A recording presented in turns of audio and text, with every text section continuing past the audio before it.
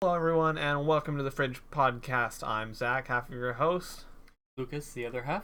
and this is where all your gaming news is kept tight, cold, and fresh. We're going to start off with game releases this week. Again, these are the games that are just released for the first time. This isn't re-releases, this isn't updated stuff, just first releases. The first one we have here is Disco Elysium. So I haven't heard anything about this game. Pretty sure it's an indie. But the art style looks kind of cool.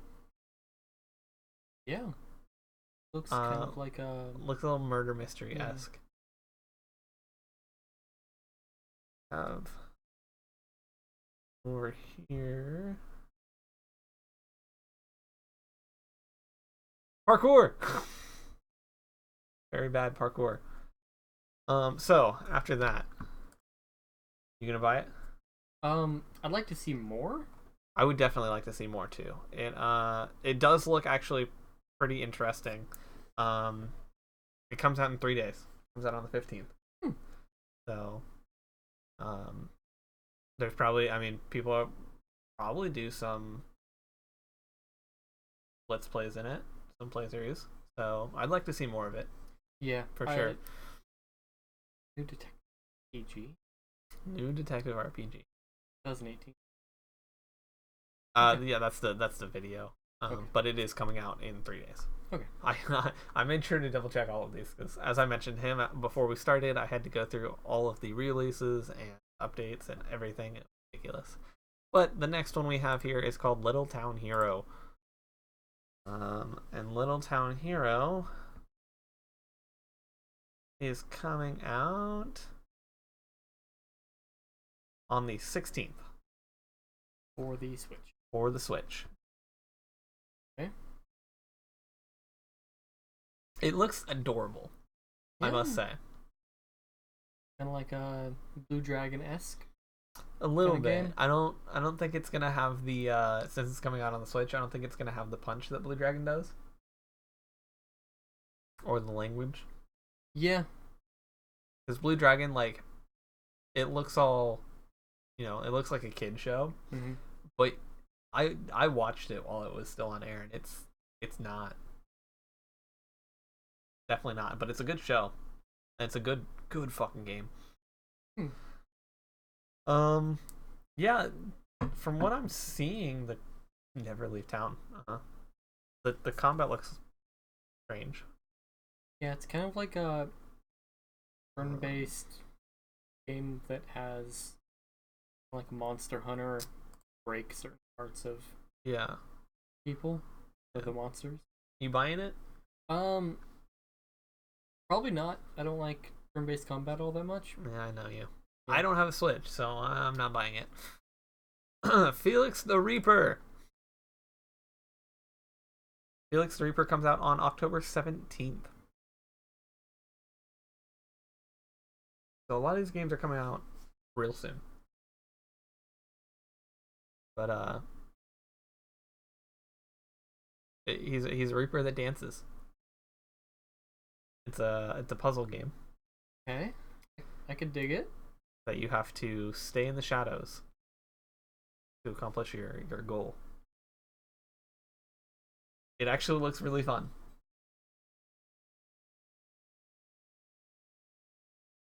I'd buy it. Would you buy it? I'd buy it.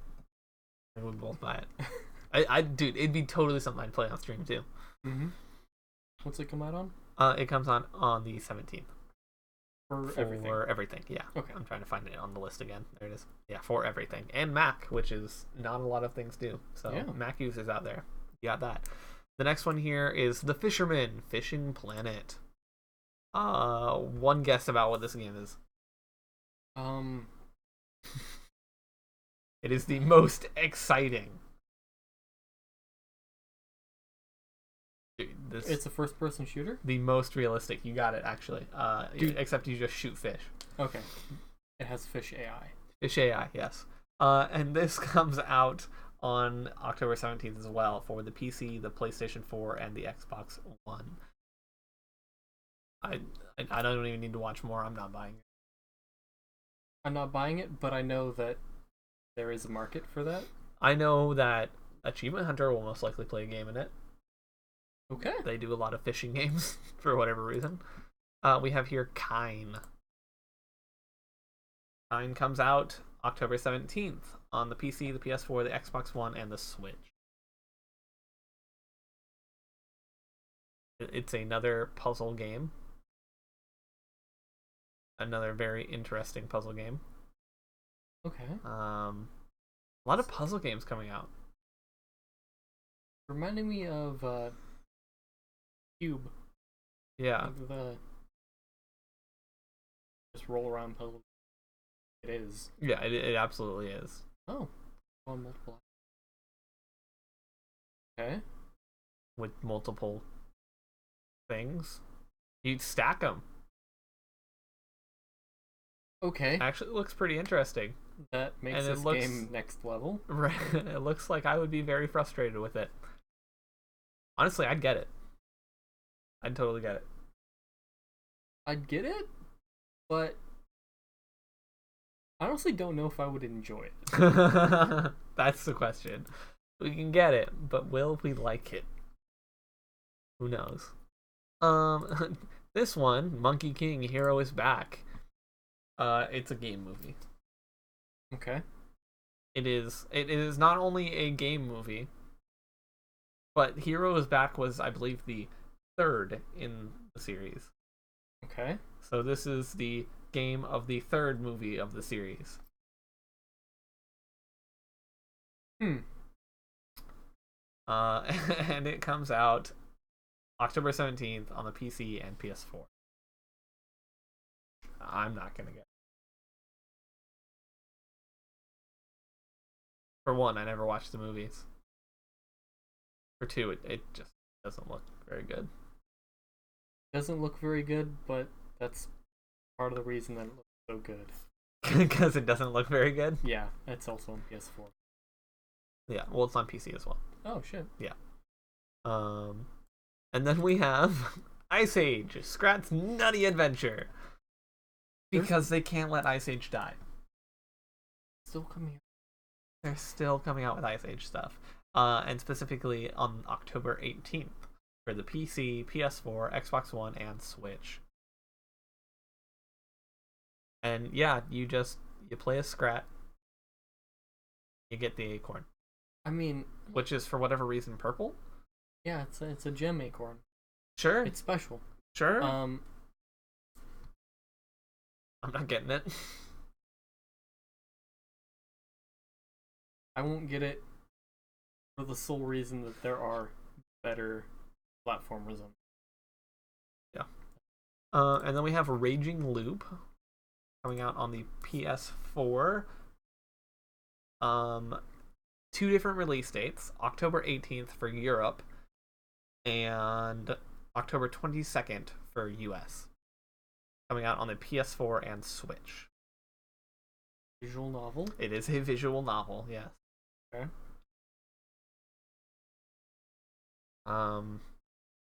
Spooky. Manipulate the mind game. Yeah, it's a spoopy visual novel. Perfect for October, right? Yeah.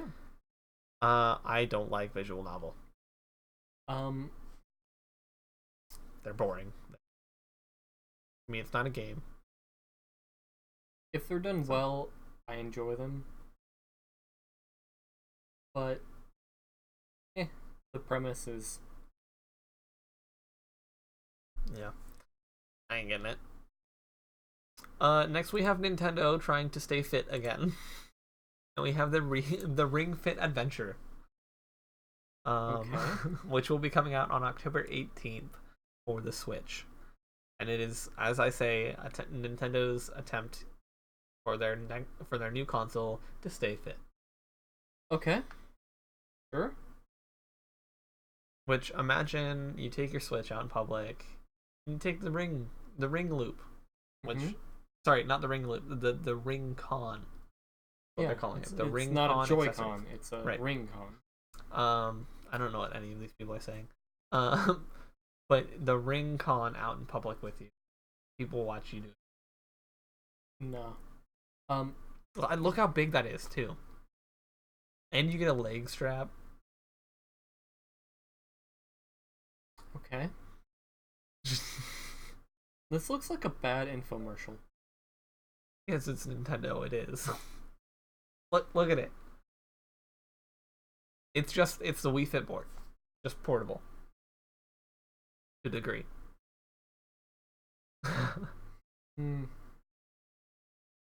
You gotta squeeze it. You gotta squeeze it. Yep, there you go. It responds to force. Okay. Leg strap responds to lower body movement. Okay. So, you gonna stay fit with the Ring Fit Adventure?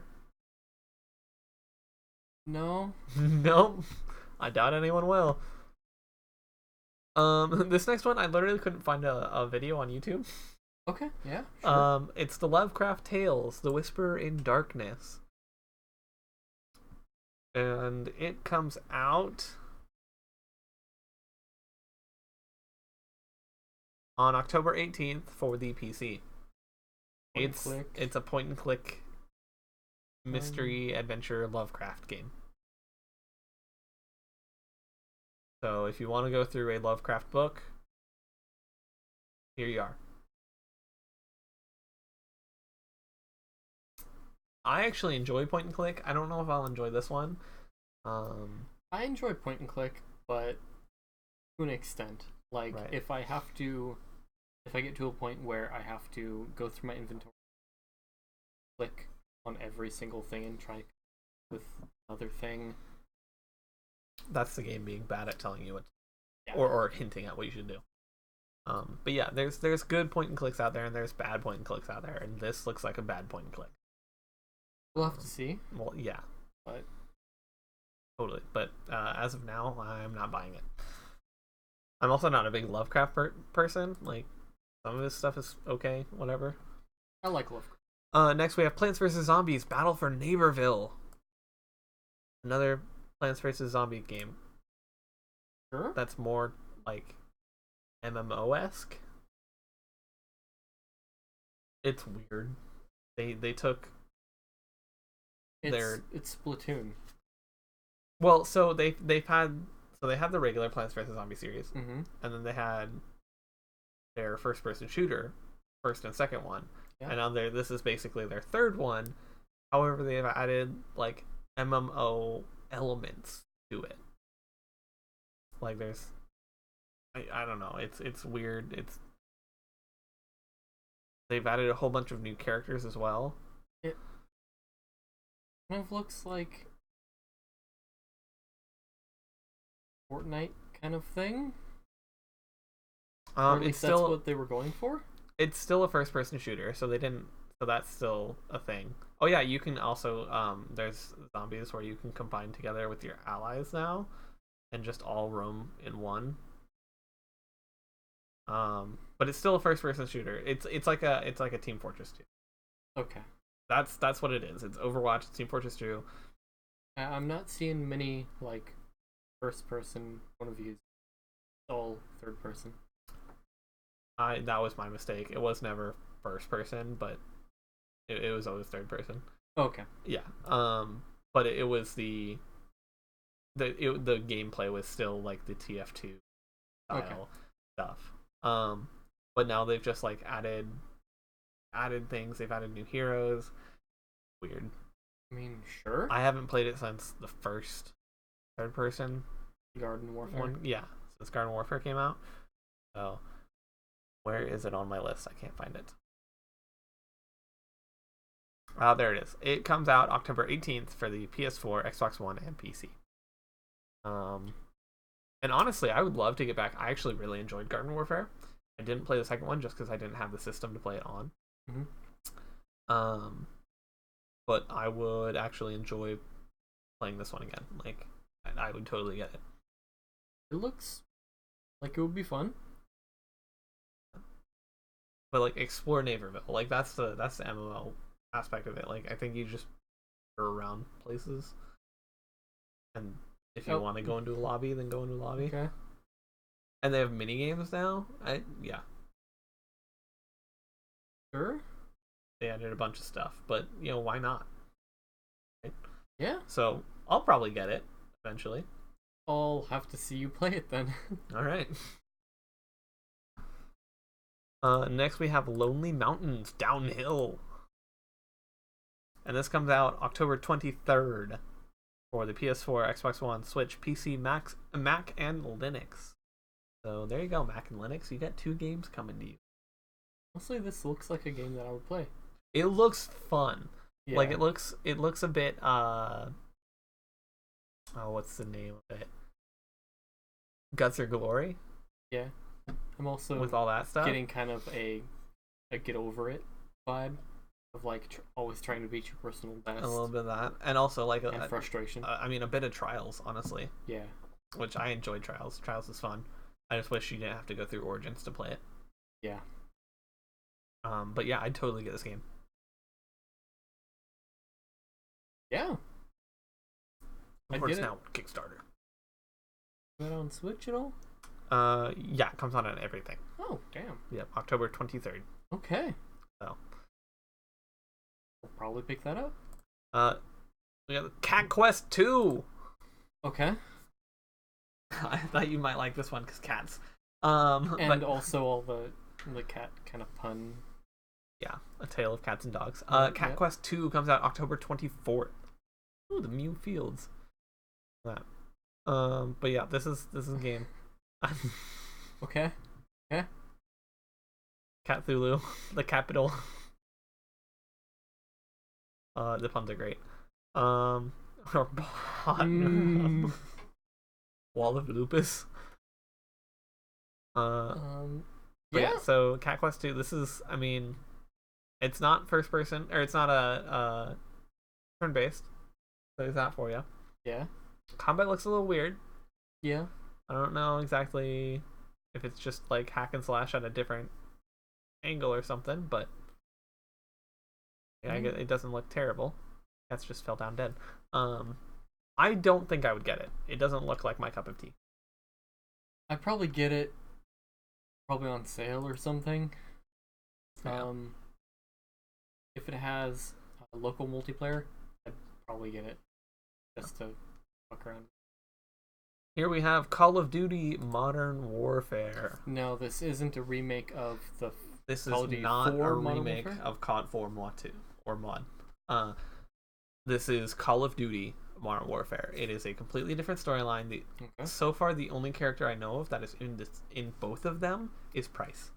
Okay. Other than that, you're following Price's storyline and you're following storylines of 4 other people. Okay. None of them that I've heard of. I did a little looking up earlier just to verify that I was correct in the fact that it's a new story, and then yeah, completely different. I don't know if it's I don't know if it is technically in the same universe, quote unquote, or if it takes place before or after Call of Duty 4 with the Modern Warfare is that they did, but Price is in it. And he looks old, but he looks old in all the games. Yeah. So I don't know.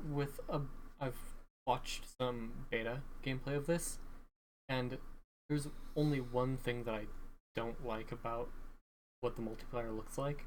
What? Is if you have a sniper pointed at you, see a very large glare from the scope.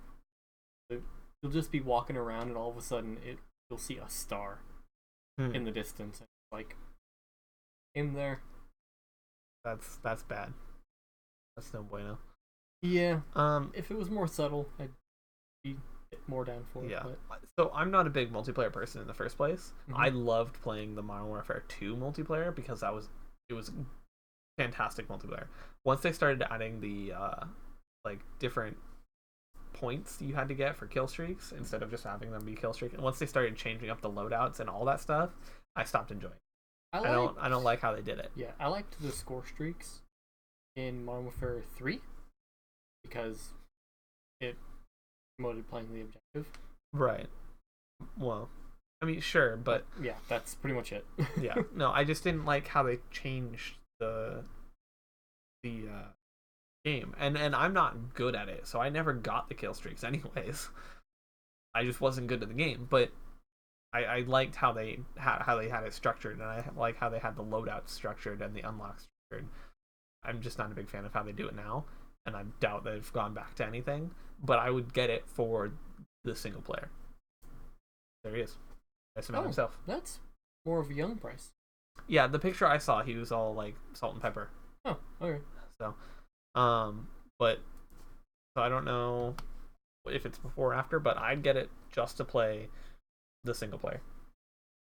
I wonder if it's like going through points in his life, because in the other games he talks about participating in certain battles. Mm-hmm. So that would be kind of cool to see like the background of what he's about. Yeah, but I don't know. Yeah, I know you follow someone in the CIA. You follow someone in Alcatala. And 2 others. And then Price himself. So anyway, yeah, that one comes out October 25th, PlayStation 4, Xbox One, and PC. The last one we have here is The Outer Worlds. Oh. I knew you'd know which this one is. Yeah. So comes out out 25th for PS4, Xbox One, and PC. PC being Epic. Yeah. Epic for a year. Unfortunately. Because I really want this. This game, this is actually the first I am seeing of it. Oh, it's made by It's made by Obsidian. Obsidian, the people that made Fallout New Vegas. Yep, I know this. Arguably the best Fallout game, and also Fallout's 1, 2, and Tactics. Mm-hmm.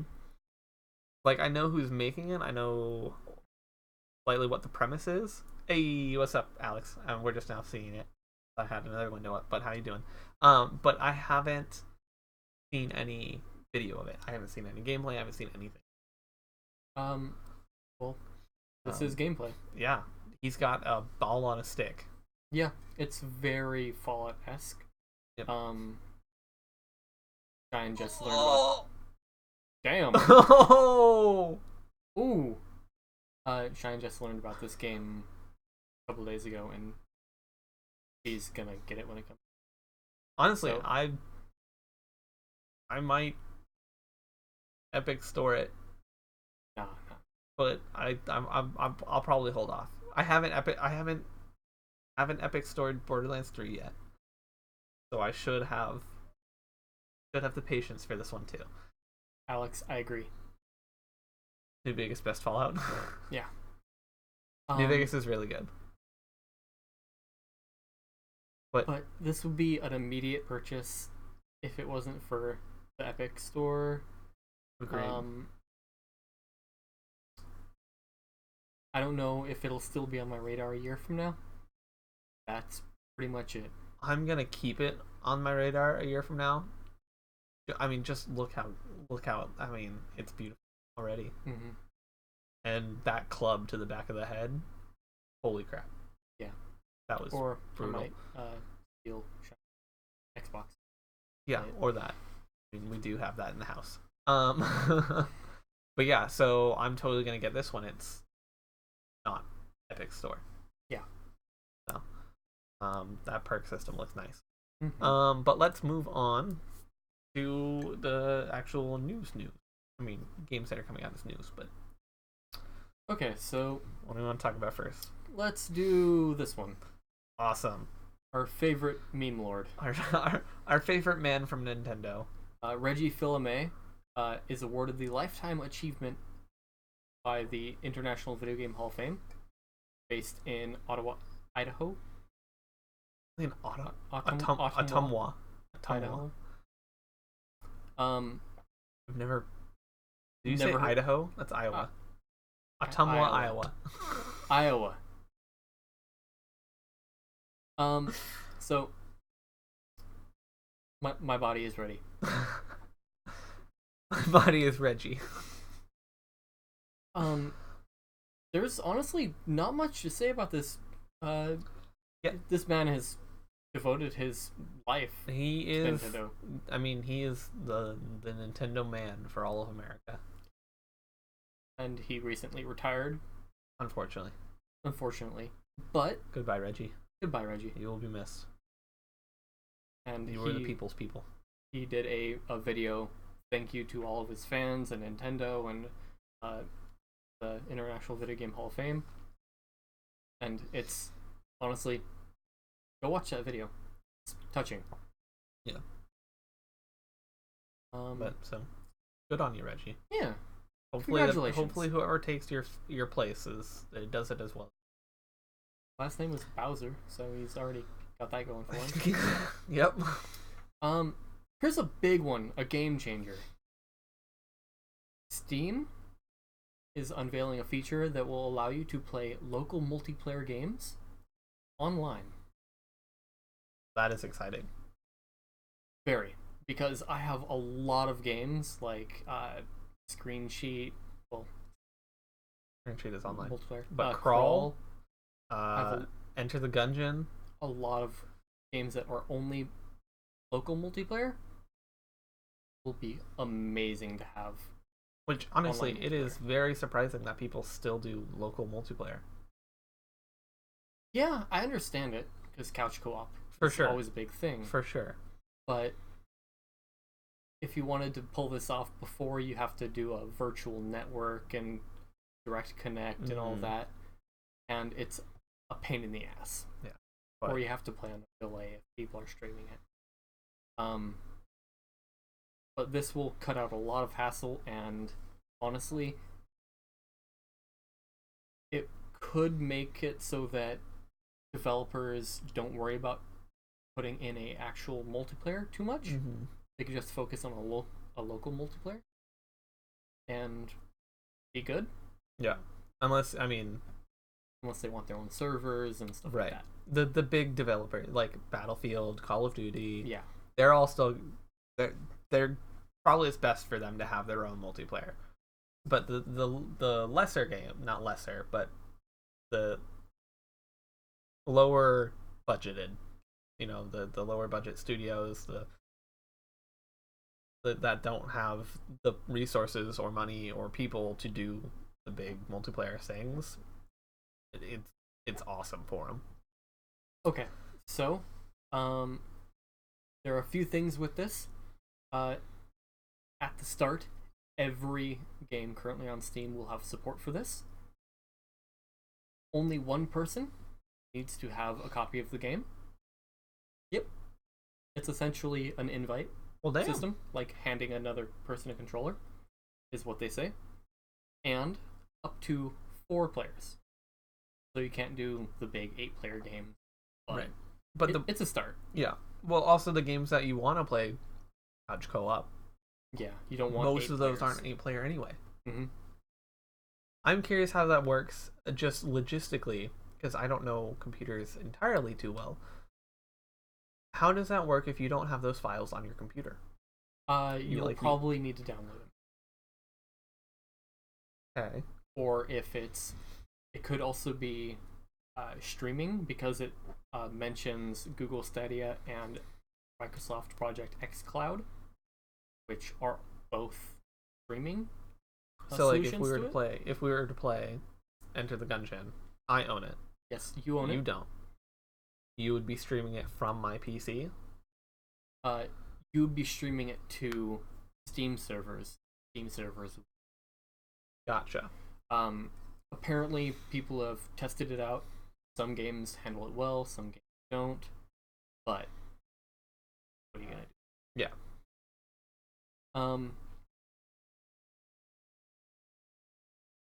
The only thing that doesn't quite work, if you buy the game on Steam and it goes through a different launch. Like you buy a game and it goes then through Origin or Ubisoft. Or the Bethesda launcher or Epic. It won't work. That's the only real drawback, but it's making it. Which, again, thinking about those launchers, I can't think of any game that either doesn't already have its own online multiplayer or you would want to play couch co-op. Yeah. So. And that's pretty much it for that topic. Solid. Talk about Blizzard. Well, one thing. Oh, you got one more? Oh, one more. Okay. Before we talk about Blizzard. Yeah, we'll get there. I jumped the gun. My bad. I forgot about that one. Happened, I think yesterday. No, today. Cyberpunk 2077. The developers have listened to kind of feedback asking if it will be coming to Switch. They said, unfortunately, probably not possible. At the current state of the game, they'd have to dial back things. Yeah. Which, a game like that, yeah. While it would be cool on the Switch, I don't think it would work. Yeah, I don't think it would be the best. Mainly because the Joy-Cons are kind of... Yeah. It's already a stretch that, 1, Overwatch is coming to the Switch. Yeah. And 2, Witcher 3 is coming to the Switch. Which, I'll pick that up. I mean, it's a great game. But again, it's a great game. The Joy-Cons aren't the best. Yeah, they're not the best. But that's pretty much it. It was a sad news. Sad news, but get it on another one. Now on to Blizzard news. Oh boy. So Blizzard has announced that Nintendo can choose, quote, whatever character you want from Overwatch. It could be Smash Bros. DLC. Who do you want in Smash Bros? I wanted Smash. Man, I think like Winston. Winston would be a great Smash Bros. Winston or Doomfist.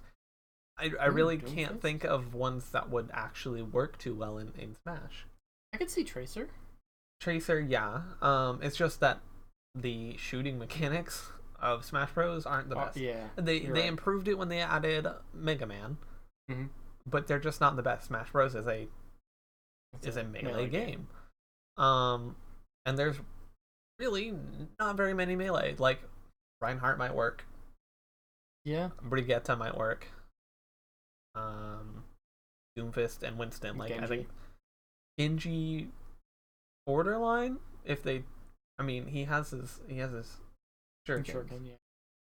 But he does have a sword and a knife, I believe. Yeah. So he might work as well. But like the vast majority of that cast, I don't think would work too well. That being said, I would love to see Roadhog in it. I think a Roadhog would be a blast in Smash. Oh yeah. Especially with that hook for ledge grabs, of beads and all that stuff. But I think, and if I had to pick one, Roadhog would be my choice. Okay, and now that I pulled the rug, now that you pulled that little bait and switch, let's actually talk about Blizzard. So, controversy happened about a week ago now, last Sunday, I think. Something about that.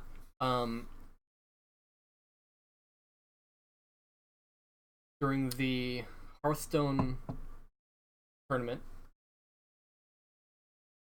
the winner, Blitzchung, did a speech in solidarity with the protesters in Hong Kong. Get me banned in China. Do it. I don't have any followers there anyway.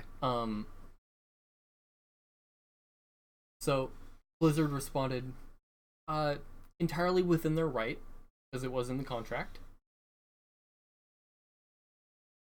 But a bit heavy-handed.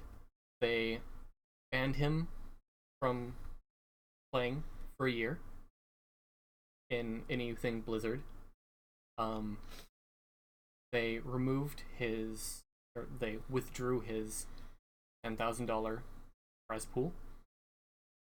Not like disseminating it in the second and third and fourth and fifth. Yeah, no, they just took it all back. And they also fired the 2 commentators. Now,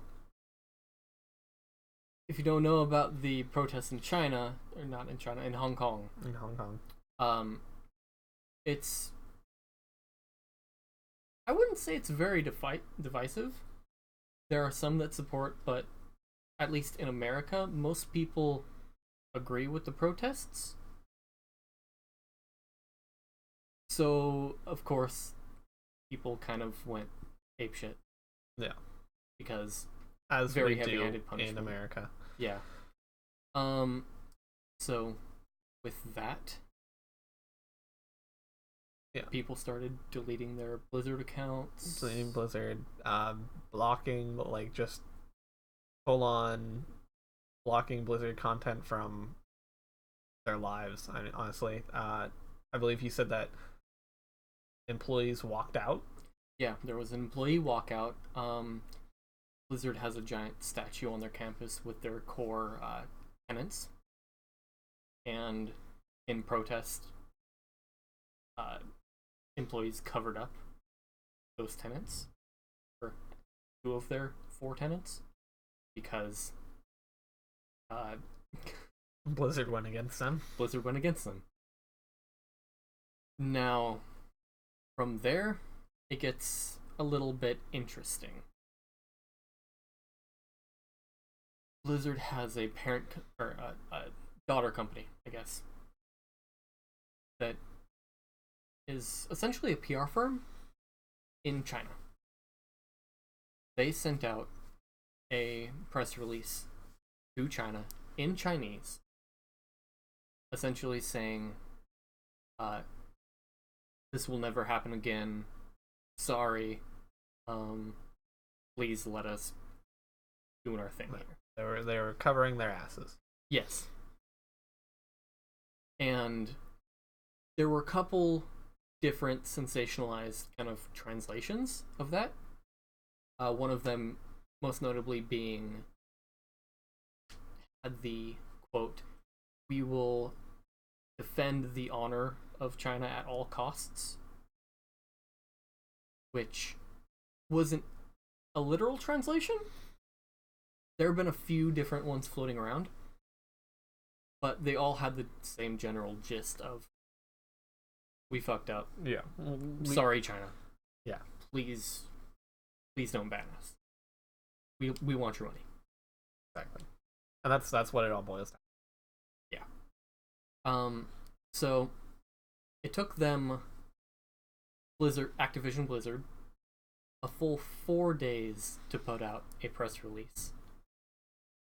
Now, for a company, that's really slow, especially when there's that much backlash. Yeah. And that much backlash that quickly. Mm-hmm. So that led many people to believe that they were kind of testing the waters to see if the outrage would just go away, especially with BlizzCon in like 2 weeks. That's a huge thing. So the press release, I think, was their attempt to kind of backtrack and try and cover their asses a little bit before BlizzCon. BlizzCon is November 1st. 3 weeks. So they put out a press release that said, we entirely stand by our decision, but we do agree that it was heavy-handed. So they reduced the ban for the player and the commentators from 1 year to 6 months, which in actuality I don't think that will matter too much, because sure, the commentators might get unbanned from participating in Blizzard content, but being a commentator is incredibly flooded. It's a flooded market. So I doubt that they'd ever even be hired again. Same with the Hearthstone player.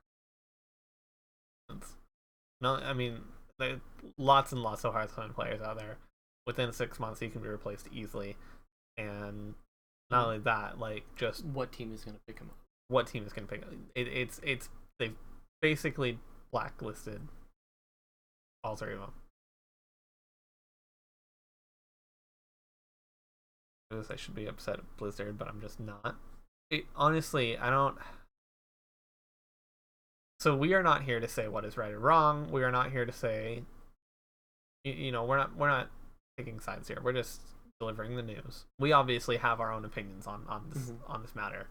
I'm not going to share mine here because I'm not going to aid to the whole debacle. But the fact that you say you realize you should be upset at Blizzard, but you're not. I think that just lends itself to, well, yeah, of course this is going to happen. It's the world we live in. And we're all just numb to this. We're all just numb to the fact that there are places that still, people are not as free as we are. And we think that everyone should be that free. So we have to speak out and we have to do something about it. And we all just are numb to the fact that when it backfires in our face, we go, well, that's the way it's supposed to happen, but we're going to keep on doing it. And we just keep on. It's this psychological loop that we keep throwing ourselves into of everyone should be free like we are. Oh, that didn't work. We'll try again in a couple months. And yeah, it works sometimes. And when it does work, it's fantastic. It's amazing. And I wish it would work more. But when it doesn't work, we just kind of agree with what happens afterwards. We all just kind of take it in and we go, Blizzard fired these people. Okay. So I'm gonna keep playing the games because I have fun. Like that's kind of how we do it. Companies have to preserve their best interests for all their consumer base. Yeah, and again, it all boils down to money. So, along with people canceling their subscriptions, deleting their account, there was also a very large push and fairly successful, in my opinion, push for Mei, one of Overwatch's characters, Blizzard's characters. In this case, I'm referring to Blizzard as referring to Activision Blizzard as the same company. To be kind of a mascot for the Hong Kong protests. Now, for Blizzard, that is an extremely dangerous position to be put in. Because if it is successful and it latches on, Overwatch could easily be banned. Easily. If it catches on, then they have to do something. I mean, if it catches on, so they're kind of screwed either way. If it catches on, they can easily be banned in China. If it catches on, they have to do something about it, in which case they make themselves the bad guy. Again. Because then they have to, wherever the image of Mei pops up for this, they have to issue takedowns, and they have to go after this. They have to actively make sure it doesn't happen. And so that makes them the bad guy. That makes them... And that makes them look like they don't care about their consumers. And that continues the cycle of outrage. If it doesn't latch on, they still aren't in the clear, because then, there's always going to be those rumors of, well, it didn't catch on because Blizzard da-da-da-da-da. Yeah. And so no matter what, the people that have started this, that have started trying to get made to be the spokesmodel or whatever, that the mascot for it, have put Blizzard in a terrible position. Now, the thing with that is this entire thing happened very quickly, something entirely within Blizzard's right. but it still sparked outrage. Is there anything that you could think of? I know I've thought about it a lot. Is there anything that you could think of that would have prevented future political statements while still not being as harsh? I mean, that could have avoided this entire situation. We're obviously not in their shoes. Like we have the luxury of sitting back and talking about this. Mm-hmm. I've been thinking about it too, and I have no idea what I mean. That's their sentence, sure. Like, but even then, they rolled it back to 6 months, but that's still even putting even setting it at 6 months in the very beginning. That's still career ending. Like, for the most part, if you don't take away the money like they did, that just goes, oh well. I mean, you're in trouble, but here's all this money. Like, I don't. Maybe not firing the commentators. Like, that's the only thing I can think of. Like, give them that 6-month ban, give them that 6-month hiatus to let them, like, think about what they did or whatever. Mm-hmm. But don't fire them. Give them a time off. Yeah. Give them leave. But other than that, I really can't think of anything. Like, I'm not a big business person. I'm a small streamer who does his thing and stays out of controversy. This isn't something that I, in my regular life, have to worry about. And even thinking about this, since I heard about it, I've got no idea. Now, I've been monitoring this subject for a good while. A bunch of people are saying that a good way to maybe have gone about this with a little bit more tact would have been like not made an example of him as harshly as they did, but come out and said, we do not support what they're saying. We're impartial to it. In the future, anyone who uses us as a platform will be heavily reprimanded. This and this and this. Yeah. Yes, it will be a warning, while still a very loud warning. Yeah, while still getting message out there that they don't take sides in it. Yeah. It's as if, like, I mean, when internet first came out, and there wasn't a precedent. Like, there wasn't laws regarding the internet, and so they could have come out and been like, well, here is the law of this moving forward. Just as the government had when internet first came out, just as it had when games first started happening and all that stuff. Blizzard could have handled that way.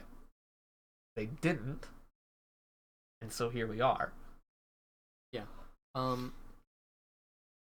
lot of people have also pointed out that at least for Blizzard, they're huge in the streaming space. A lot of people are saying that they should be treating it like almost broadcast television, where they broadcast in a delay, so that if something like that does happen, they could cut to commercial preemptively before the entire thing happens. That would avoid pretty much that entire speech. Right. And honestly, I don't think that would have given Blitzchung as much publicity as he did. And honestly, it would probably save Blizzard's ass a bit. Right. And there is a delay on most streams, just not enough to have... Not a controlled delay. Yeah. It's a delay from just essentially latency. Yeah.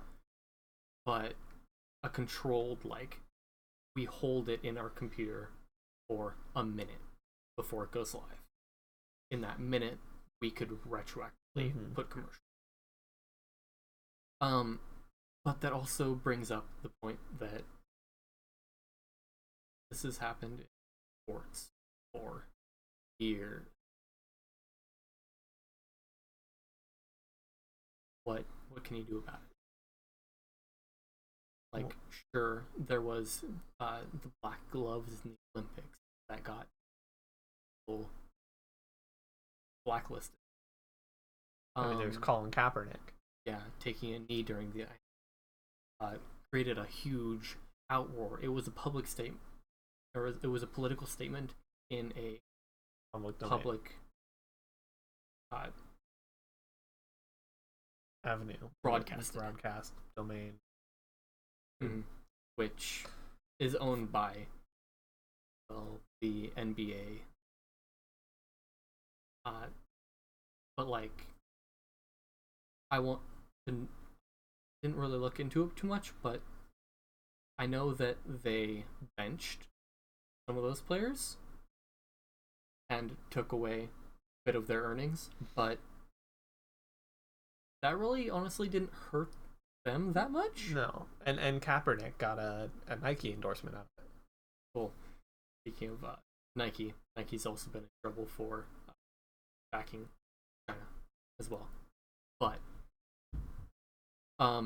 along with that, video games aren't, or at least competitive video games aren't enough to pay the bills. Right. You're not signed for the millions of dollars that most, I want to say, actual sports, most traditional sports, athletes, you aren't signed for the multi-million contracts. So losing $10,000 gonna hurt you. of the prize pool is gonna cripple you. So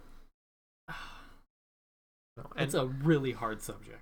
Yeah, and Alex points out the fact that he used Blizzard to make that statement. You're absolutely correct, Alex. It was a terrible decision, and everyone's talking about Blizzard and what they did and what Blizzard's done and what, how they reacted and all this. But I mean, talk about him. Like, first off, probably shouldn't be using Blizzard to be making your political statement. Like, if you are, you just won a championship that was streamed to how many people? Hundreds of thousands. I'm sure that if you stream yourself, those people are gonna pop on over to you because they obviously liked your playstyle or whatever. Make your statement on your own channel. Like, yeah, that would have been an easy way to avoid that. Would have been easy. Plug your Twitch and on Twitch. Plug your Twitch, do that. But Blitzchung made a bad decision, and really, he's the one that put Blizzard in the spot. Also, now, Blizzard obviously overreacted with their punishment, but he put them in that spot. Yeah, I think that this entire situation, everyone sucks here. Yeah, nobody's in the right here. But it's I think for a lot of people in this situation, it's that gray line of really nobody's in the right and nobody's in the wrong. Yeah. Because again, this is the first, like, it might not be the first, but like, this is what is setting the precedent for things moving forward. This is what is setting the laws for things moving forward. And so they're feeling it out. They're trying to work it. And again, it is still all about money. It's always going to be all about money for any industry whatsoever. Money is what talks. Money is what makes things happen. Whether that money goes up or that money goes down, it works. But this is what it is. Like, we don't have those things set in motion now, and maybe moving forward, live broadcasts of championships and tournaments, maybe they will be on delay because of this. But that's something we have to wait and see what happens. And there's one thing that I kind of appreciate about this, is that it got big so quickly that it made international. Yeah. And it's gotten a lot of, at least in the US, a few political figures talking about it, about how companies interact with essentially, I don't want to say black, but nations that the U.S. as a whole frowns upon, it's gotten more people talking about the corporate side of it, which I appreciate that we're having that discussion. Yeah, I think whether anything comes about it. I've always been a firm believer in the fact that the gaming industry, all those involved, the companies, the consumers, everyone involved in the gaming industry has the power to change the world. Mm-hmm. I think more so than sports. And athletes, like, a controversy happens in sports. I'm sure it's on the news for a little bit. But for the most part, people just gripe and complain, and they continue to watch, and they just complain about it to each other at the bar and whatnot. And it's on the news for a couple weeks, but nothing really comes of it. Something like this happens in the gaming world. It hits news. People are taking action, like, immediately. People are taking action. And we're not just talking about it to each other in a bar. Like, we are so connected because we know how to connect. We've got Discord, and we got all these streaming platforms, you know, and with Twitch and YouTube and Mixer and all that, and so we spread it everywhere. And that's with anything. And I feel like it's easier to do that with gaming companies or tech companies because the majority of them aren't multi-million-dollar companies. Right. So it's easier to get your voices heard as opposed to the NFL, where if they lose % of their fan base, it's not going to hit their bottom line. They're going to still be in the positive. Oh, they're going to be far in the positive. But if the money hit someone like Activision Blizzard, it would have any tech company. I mean, yeah. Microsoft and Apple, if they lose 10% of their consumer base, it's still going to put a nice dent in their profits. Like, and those are the big tech companies. 10% is going to put a dent in their profit. Yeah. Not as much as it will in Activision Blizzard or HQ or whatever. Yeah. But it's still going to put a nice dent, and they will realize, and they will fix. For the most part. For the most part. That they'll do enough to where at least most of that percentage will come back. Because as you said, the tech companies, the gaming industry is nowhere the size of the NFL, nowhere the size of NBA, nowhere the size of any sport, really. I mean, even tennis, I'm sure, has a bigger following than, or maybe not following, but like budget and everything than the gaming industry does. So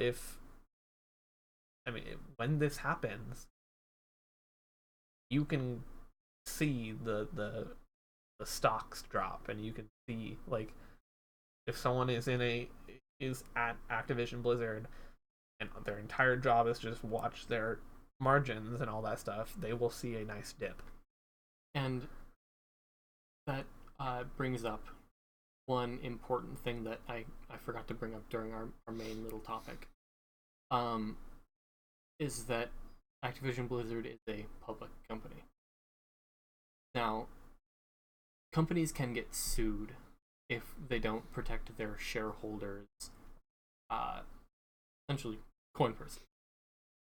So if they intentionally damage the reputation of the company, or even in some cases unintentionally, they can get hurt by it. They can get sued. That's another thing to keep in mind for the whole situation. But again, the whole thing is gray area. Not easy. Yeah, no, it's not. It's a very tough subject to talk about, and not even just the financial side of it, just the political side of it alone makes it tough to approach. Lucas asked me before we started this, while we were looking for everything and whatnot, like, are we going to talk about it? I was like, should comment on it at least. I mean, we are a gaming news podcast. That is huge gaming news. I was nervous to talk about it, to say the least, just because of how tough of a subject it is, how big it is, and all that has happened. And in response to that, a bunch of other companies have tried to do almost damage control. Twitch, for one, unleashed their updated their guidelines about political speech on their platform, and they pretty much said if you're on talk shows or just chatting, it's okay, but if you're on an actual game talking about your political beliefs, avoid it. Because I mean, even if it has nothing to do with the developer, nothing to do with the game, people are going to see you playing that game, they're going to hear what you're saying, and that's going to look bad. Yeah. They're going to associate that with the game, with the company, with whatever, because that's what people do. Yeah, but I also see how that could be. Yeah. It's Twitch has not. It could be a slippery slope, but for the most part, Twitch has not said, they still have the freedom of speech, but Twitch has limited it to where you can where you can say that stuff, and to me, what Twitch has done is okay. Yeah, I mean, that's totally fine. I understand. I absolutely get it. But there's other platforms out there. YouTube is notorious for taking down political things. So we'll see. Something tells me this isn't over yet. Oh yeah. At least it's been on the front page of Reddit every day since it happened. Yeah. I think there's at least within the top 3 posts. Another week or two of this. Of the repercussions and the backlash and just everything, announcements and press talks and other companies weighing in, and I just think there's another week or two of what's in the wake of what happened. Okay. Yeah, that pretty much ends that. Yeah, that's kind of it. So let's end this podcast with a pick 3 puzzle games. Yeah, puzzle games. Pick 3 puzzle games. The Witness. Witness is a good one. Catherine also recently got a remaster. Or never played it. A remaster / upgrade, I guess. They put in a new romance option, which I don't think was needed, but that's beside the point. Whatever. What other puzzle game have? And one of them for me is Q*bert. Any of you remember Q*bert? An old PC game. The Witness, definitely, that's a good one. Portal. Oh, easy, man. Gotta have Portal on it. Gotta have Portal. Yeah, you remember Q*bert? No. If you guys don't know what Q*bert is, go look it up. It's very simple, very basic puzzle game, but it was a lot of fun. It's you just gotta, it's a pyramid or one side of a pyramid, sometimes the whole thing, and you're just this little orange ball with a snoot to just light up all the tiles of the pyramid without dying. But it's a lot of fun. Anyway, I will see you all on Monday for Multiplayer Monday. Until then, # make Slob stream again. Bye.